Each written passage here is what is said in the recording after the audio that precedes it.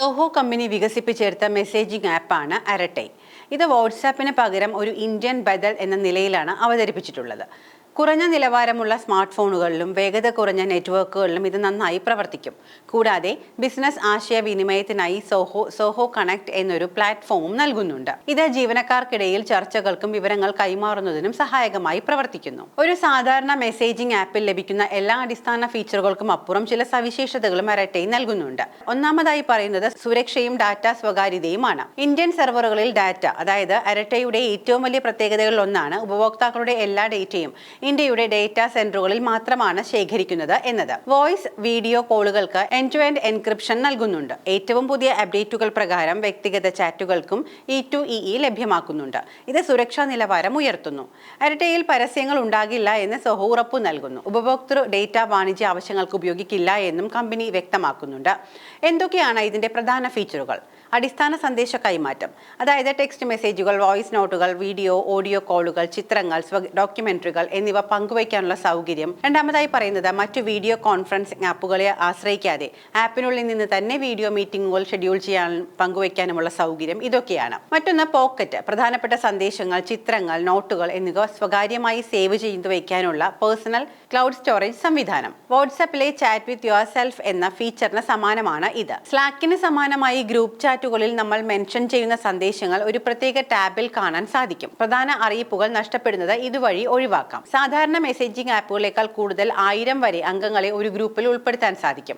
Multi device storage ആണ് മറ്റൊരു പ്രത്യേകത. മൊബൈലിന് പുറമെ ഡെസ്ക്ടോപ്പ്, ടാബ്ലറ്റ്, ആൻഡ്രോയിഡ് TV എന്നിവയിലും ഈ അക്കൗണ്ട് ഒരേ സമയം ലോഗിൻ ചെയ്ത് ഉപയോഗിക്കാൻ സാധിക്കും. കുറഞ്ഞ ഇന്റർനെറ്റ് കണക്ഷനുള്ള പ്രദേശങ്ങളിലും പഴയ മോഡൽ സ്മാർട്ട് ഫോണുകളിലും മികച്ച രീതിയിൽ പ്രവർത്തിക്കാൻ വേണ്ടിയാണ് രൂപകൽപ്പന ചെയ്തിരിക്കുന്നത്. ഒരു ഇന്ത്യൻ കമ്പനിയാണ് ഇതിന് പിന്നിൽ എന്നതും ഡേറ്റ ഇന്ത്യയിൽ തന്നെ സൂക്ഷിക്കുന്നു എന്നതും പല ഉപഭോക്താക്കളെയും സംബന്ധിച്ചും അതീവ സുരക്ഷാബോധം നൽകുന്നുണ്ട്.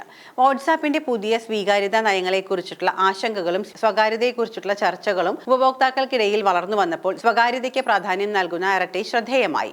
സോഷ്യൽ മീഡിയയിലെ പ്രചാരണങ്ങളും ഇത് വാട്സാപ്പിന് ഒരു മികച്ച ബദലാണ് എന്ന കണ്ടെത്തലും ഉപഭോക്താക്കളെ ആകർഷിക്കുന്നുണ്ട്. എന്നാൽ പെട്ടെന്ന് വലിയ തോതിൽ ഉപഭോക്താക്കൾ കൂടിയത് കാരണം സെർവർ ലോഡ്, അതായത് OTP വൈകുന്നത്, കോൾ ഡ്രോപ്പ് ചെയ്യുക തുടങ്ങിയ പ്രശ്നങ്ങൾ ഉണ്ടായിരുന്നു. ഇന്ത്യയിൽ തമിഴ്നാട്ടിലെ ചെന്നൈ നഗരമാണ് സോഹോയുടെ കോർപ്പറേറ്റ് ആസ്ഥാനം. കൂടാതെ തമിഴ്നാട്ടിലെ തന്നെ തേനി ജില്ലയിലുള്ള തെങ്കാശി എന്ന ഗ്രാമത്തിലാണ് സോഹോ പ്രധാന ക്യാമ്പസും പ്രവർത്തന കേന്ദ്രവും ഉള്ളത്. സോഹോയുടെ പല ആഗോള പ്രവർത്തനങ്ങളും ഇപ്പോൾ ഈ ഗ്രാമീണ കേന്ദ്രങ്ങളിൽ നിന്നാണ് നടക്കുന്നത്. സോഹോ ഇന്ത്യയിലെ ഒരു പ്രധാനപ്പെട്ട മൾട്ടിനാഷണൽ ടെക്നോളജി കമ്പനിയാണ്. മെട്രോ സിറ്റിയിലേക്ക് പോകാതെ തമിഴ്നാട്ടിലെ ഗ്രാമപ്രദേശമായ തെങ്കാശിയിൽ സോഹോ അവരുടെ പ്രധാന ഓഫീസുകളിലൊന്ന് സ്ഥാപിക്കുന്നതിന് പിന്നിൽ ഇതിന്റെ സ്ഥാപകൻ ശ്രീധർ വെമ്പുവിന്റെ വളരെ വ്യക്തമായ കാഴ്ചപ്പാടുകളും തത്വചിന്തകളും ഉണ്ട്. ഇതിനെ ഗ്രാമീണ ഉണർവ് അല്ലെങ്കിൽ ഗ്രാമീണ സാങ്കേതിക കേന്ദ്രങ്ങൾ എന്ന ആശയമാണ് സോഹോ കാണുന്നത്. ഉത്തര ഉൽപ്പന്നങ്ങൾ വികസിപ്പിക്കാനുള്ള കഴിവുകൾ മെട്രോ നഗരങ്ങളിൽ മാത്രമല്ല ഗ്രാമങ്ങളിലും ഉണ്ട് എന്ന് ശ്രീധർ വെമ്പു വിശ്വസിക്കുന്നു. ഗ്രാമീണ മേഖലയിലെ ചെറുപ്പക്കാർക്ക് തൊഴിൽ തേടി നഗരങ്ങളിലേക്ക് കുടിയേറേണ്ടി വരുന്ന സാഹചര്യം ഒഴിവാക്കുക, അവർക്ക് സ്വന്തം വീടിനടുത്ത് തന്നെ മികച്ച വരുമാനമുള്ള ജോലി നൽകുക എന്നിവയായിരുന്നു ഇതിന്റെ പ്രധാന ലക്ഷ്യം. സോഹോ സ്കൂൾ, അതായത് 12ാം ക്ലാസ് പൂർത്തിയാക്കിയ വിദ്യാർത്ഥികളെ കോളേജ് ഡിഗ്രി ഇല്ലാതെ തന്നെ സോഹോ സ്വന്തം നിലയിൽ പരിശീലിപ്പിച്ച മികച്ച സോഫ്റ്റ്വെയർ ഡെവലപ്പർമാരാക്കി മാറ്റുകയും ജോലി നൽകുകയും ചെയ്യുന്നു. മെട്രോ നഗരങ്ങളിലെ ജീവിത ചിലവ്, തിരക്ക്, സമ്മർദ്ദം എന്നിവയിൽ നിന്ന് മാറി ശാന്തവും പ്രകൃതി രമണീയവുമായ തെങ്കാശിയിൽ ജീവിക്കുമ്പോൾ ജീവനക്കാർക്ക് സന്തോഷകരമായ സമ്മർദ്ദരഹിതമായ ജീവിതം നയിക്കാൻ സാധിക്കുന്നു. കമ്പനിക്ക് നഗരങ്ങളിലെ ഭീമമായ വാടക, മറ്റു പ്രവർത്തന ചിലവുകൾ എന്നിവ ഒഴിവാക്കുകയും ചെയ്യാം. എല്ലാ സാമ്പത്തിക പ്രവർത്തനങ്ങളും ഡൽഹി, മുംബൈ, ചെന്നൈ തുടങ്ങിയ നഗരങ്ങളിൽ മാത്രം കേന്ദ്രീകരിക്കുന്നതിനോട് സോഹോയ്ക്ക് യോജിപ്പില്ല.